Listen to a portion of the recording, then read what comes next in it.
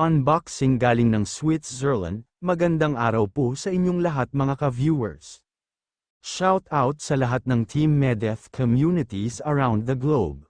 At sa lahat ng Solid Medeth, silent independent supporters. Binabati ko po kayong lahat, paki-like and share naman ang videos natin guys. May natanggap naman na package si Bunso guys galing ng Switzerland. Maliit na box pero sabi naman ni Bunso huwag daw maliitin dahil maliit man daw ang box ay galing naman sa malaking puso ang nagbigay. Pinapahulaan naman ni Bunso ang laman ng box na maliit.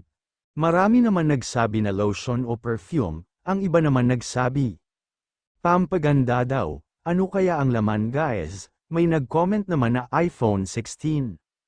Nasabi naman ni Bunso, sobrang blessed daw niya kung ganon. Sabi niya hindi daw iPhone, at buksan daw niya ang box pag nakaabot na ng 400 likes. May nag-comment naman, na marami na naman natatanggap na blessings si Bunso. Ang dami na naman daw bangaw na Maki Marites, na agad naman sabi ni Bunso. Hayaan na lang natin sila guys, may pakiusap naman si Bunso sa magpapadala ng package sa kanya na kung pwede lagyan niyo daw ng mensahe o letter para may babasahin daw siya. May nag-comment naman na unti-unti na daw siya iwan ng mga founders niya. Nasagot naman ni Bunso, ay hindi po, mahirap daw mangyari yan. Kagagaling lang daw ni Bunso at Jana nag-charity, nahatid sundo daw po siya ng red car ni Brown Eyes. Abangan daw po natin ang upload niya bukas, nag-cramps naman ang legs ni Bunso. Napasigaw sa sobrang sakit sa live niya, dahil hinipo kasi nila Jana.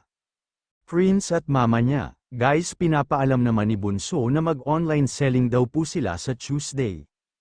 Abangan daw po ninyo guys, ang laman ng box na maliit ay original Michael Kors daw na sunglass.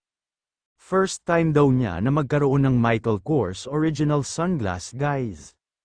Sinuot naman ni Bunso at sabi niya na may nakakapitan pa naman daw na konti ang sunglasses niya guys.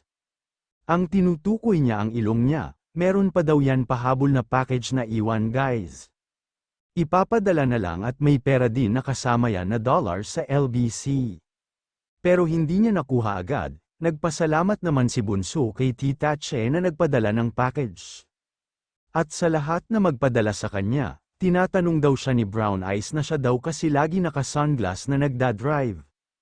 Kasi nga mainit sa mata, at siguro daw balak niya daw bilhan si Bunso na tinanong siya.